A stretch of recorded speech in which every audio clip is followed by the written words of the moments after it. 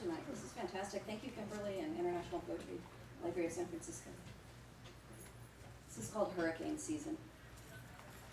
When I become accustomed at last to lying in bed alone, sheets finely wrinkled as curtains blown across the windows of dreams, and the crane-necked streetlight fills the room with its electric-nerved, luminous vision, what I had seen for my future, the restless flowering of his arms in sleep around my shoulder, the soiled pillows in their matching cases, where our faces, breaths apart, turned toward and away, recedes like the hurricane that never hit land the night we met. When the beach was evacuated, the buildings shuttered in plywood, and the news crews stood dry amid the whipping palms in the margins of their own story. Later, we saw a photograph shot high in the clouds, the storm's eye turning above the ocean, as we swam at midnight in the pool naked, waiting to be swept up in a chlorine shudder, a geyser of winds, into the rapture of our lives. And though we almost fought it together, we didn't. Somewhere, framed in its calm bay of glass, that storm is hanging on the gallery's wall at the pinpoint end of this land. We're in a room like the one where even now he is lying beside her, sleep's aperture narrowing around them, and all the years when we almost loved each other forever, at last, blown far off the shore of this life.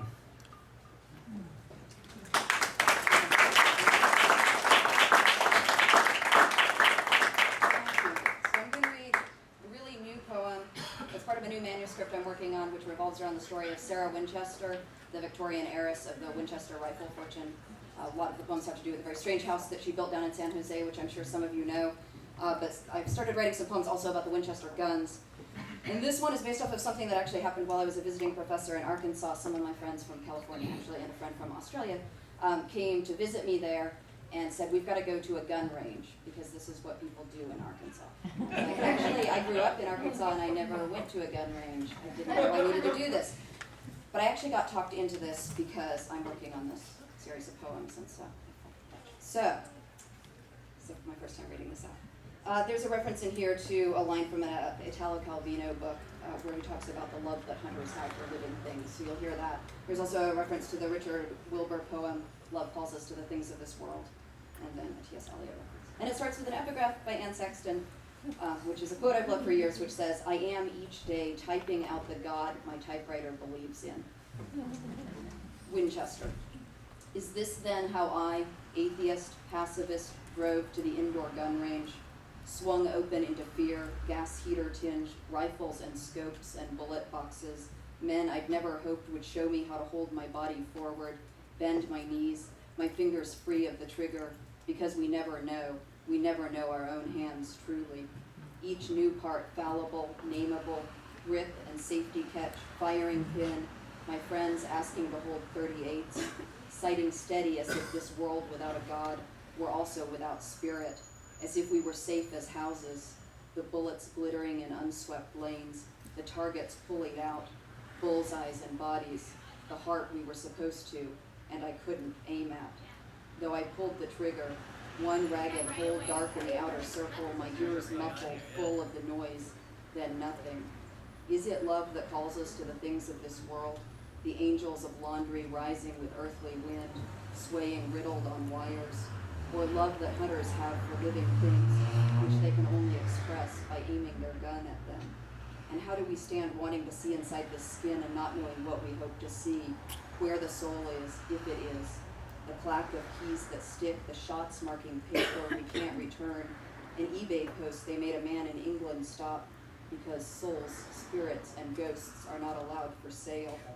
Though churches wrote to offer him the trade of salvation, and as a struggling musician, he gave the buyer royalties from any songs he'd write. I'm very creative, he said, but sometimes creativity's not without its drawbacks. We're called, too, to what defies us to love it. The body's target hanging high in the dim lane, and the gun in my hands, heavier than it looked, even unloaded, reloaded, the paper swaying an instant each time, not the end or beginning of anything really, that bang and its whimper.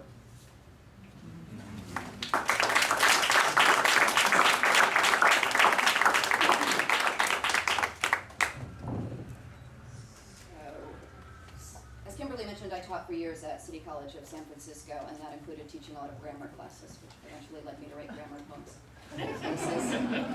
So I'll go from guns to grammar. Yeah. So this is about one of my wonderful students named He-Sun. English fundamentals. To practice her grammar, He-Sun is diagramming the Bible's most beautiful sentences.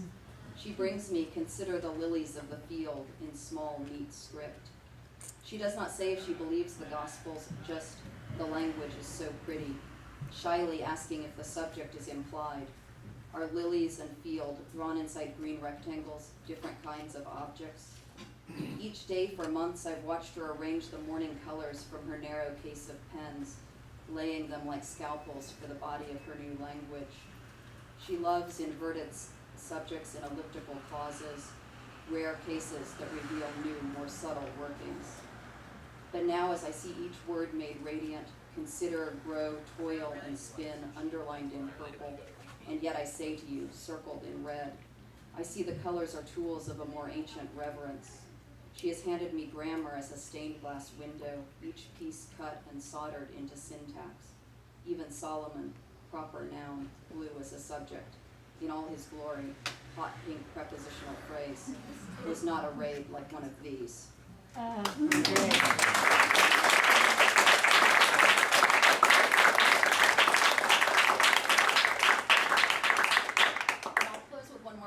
Which is on my mind, partially because of a project, I'm not sure if I'm supposed to say this, but the screenwriter is working on, having to do with the 99% of the protests that are going on right now. And so this is my poem that is maybe tangentially related to those themes that I wrote a couple of years ago. It's called Port of Oakland. And I lived in Oakland for most of the past 4 years. Port of Oakland. As the recession lengthened, the freeway grew louder, as though everyone drove now instead of working, a pitch map of engines droning and whining past our block, semi-shuring and shifting down into our sleep. We traded stress streams, a shark fighting a zebra, a stadium of students facing away, blood in the waves, omens or the rush of strangers' tires, dark, incessant, the lists, the push of rain against our leaning chimney, what we needed to fix or leave or try to love. Sometimes we fled to watch container ships unloading vast identical boxes stamped Hanjin. We could pretend they held anything we wanted, mysterious, sealed, like the paper fortune tellers we used to fold as children, names of boys, cities, cars, jobs, secreted in triangles, each future different. Rob, Brian, London, Paris, Portia, Doctor.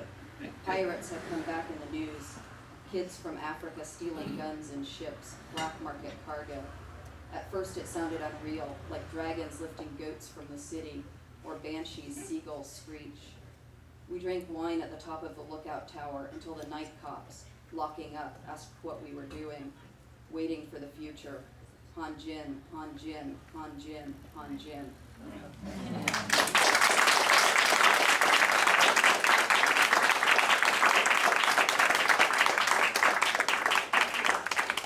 So now it is my extremely great pleasure to introduce Mary Angelino, who flew all the way from Fayetteville, Arkansas to be with us tonight. And I have to tell you, much, much better than the indoor gun range about my time in Fayetteville was the work I got to do with the graduate students there, who were fantastic. There's actually 2 other ones who also flew out here tonight to be here.